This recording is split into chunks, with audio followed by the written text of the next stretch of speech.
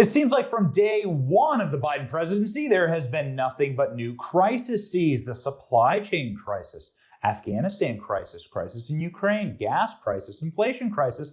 It never, ever, ever ends. Joining us now, someone who has been calling for it to end through impeachment or otherwise, Marjorie Taylor Greene. Come on, you know Marjorie. MTG. Thanks for being on the program. Hi, Benny. Thanks for having me on. All right, let's talk about the most important thing on Capitol Hill right now, Zelensky and the address to Congress. Some mixed reaction. Your take on this? Well, I've been very open from the beginning. I'm completely against doing anything that could put us in a position where we're starting World War III with Russia. I think that the focus we should have is on our own borders and on our own country.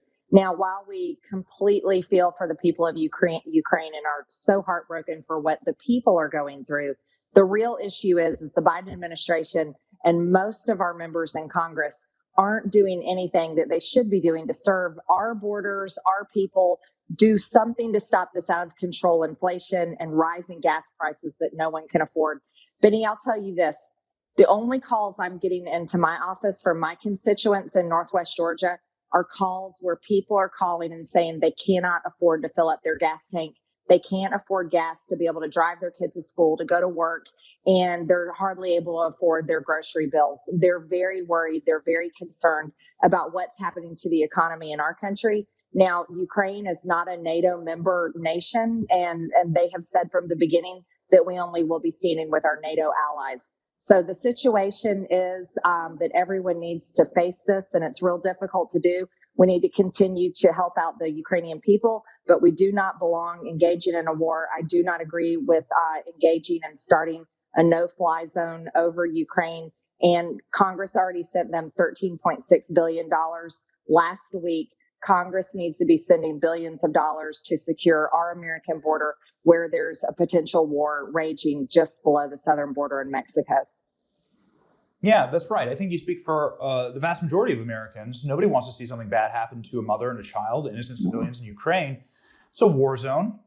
However, if we take just a moment's pause and look at our own nation, you'll find war zones in Baltimore, Detroit, St. Louis, Seattle, Portland. You'll find war zones in San Francisco, Nancy Pelosi's district. You heard a lot from her today.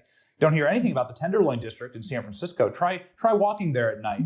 How about LA, where there's train robberies? What about some areas of Atlanta in Georgia, in your home state? There are war zones and killings by the thousands in American cities. Those are casualty numbers from a battlefield. Why don't we discuss this? No, absolutely, Benny. Everything you named about our American cities is 100%. And this is what Americans care about. But you see the military industrial complex here in D.C., many of the politicians that are pretty much bought out, they're interested in forever wars. And these are the things that Americans are tired of. What we need to have happen is we need to get a focus here in Washington on serving our country with our Americans' hard-earned tax dollars. And that's what I'm most focused on doing. It's hard to hear those words around here, though. A lot of them feel pressured that they have to support these things. But I think what we really have to do is we need to get Russia and Ukraine to the negotiating table, and we need to talk about peace. And that's the best thing for all American lives. And that's the best thing for lives all around the world. Yeah, it's wildly delusional. And as somebody who lived in Washington, D.C. for the better part of a decade, it's such a bubble. I mean, it really is. It's not just a talking point. I mean, it truly is disconnected from how real people live. When was the last time Nancy Pelosi filled up her own gas tank using her own credit card? Do you know the answer to that? I would have no idea, but I'll tell you what, I filled up my gas tank, and gas is well over $5 a gallon here in D.C. At home, it's $4.29 a gallon. Talking about crime statistics, rape is up over 300% in North Atlanta. And American small businesses are suffering, and they have been for 2 years now. Enough is enough. We need to move forward. And the only way that can be done is by holding Congress accountable and forcing our leaders here in Washington to work for the American people instead of interests that, that's mainly serving to line their pockets and no one else. Yeah, Congresswoman, you are chief among those who wish to hold Congress accountable, and you're actually taking steps to do that. You recently introduced the Congressional Voting Accountability Act, which would force roll call votes on everything. Tell us more about that for those of us who don't understand parliamentarian procedure. Well, thank you, Benny, for asking me about it. I'm very excited about this bill. You know, when I came to Congress, the Democrats, Nancy Pelosi, led the effort to kick me off of committees, and I did nothing wrong. So I've spent my time on the House floor calling for recorded votes after I found out early last year that most bills pass here in Congress with just a handful of members sitting in the House chambers saying yes or no, but none of our votes are on record. So when I found out that was happening, I spent a lot of time asking for recorded votes, using floor procedure to force Congress to vote. And it's been very effective. This time, I can proudly say, with the help of the Freedom Caucus and our floor schedule, we have Congress on record for the first time in decades with over 500 bills. Now, this doesn't just serve the Republican Party, it serves all Americans. Republicans and Democrats alike can see how each member of Congress has voted. You can see our record, and that is transparency and real accountability. So I just introduced the bill, the Congressional Accountability Act, and if this bill is passed and signed into law, then we can make sure that every single bill is voted in person by members of Congress and on record.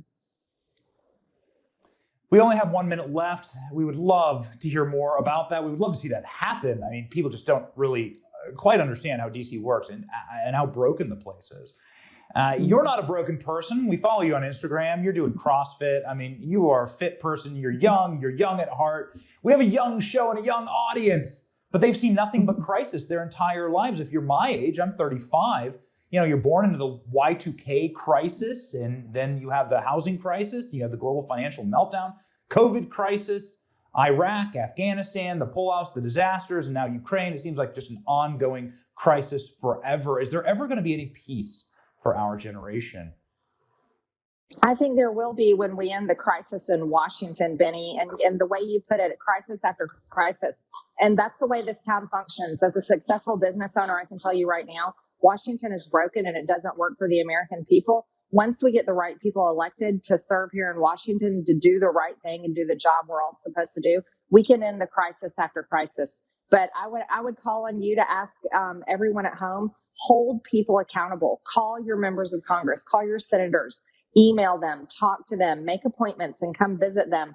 That's how you force them to do the job that you want them to do. It's not by just tweeting or posting something on Instagram or social media. It's by getting involved and talking to them yourself and making sure that they're working for every single one of you. Marjorie Taylor Greene, MTG, a real fighter, ladies and gentlemen. Thank you for being on the Benny Report.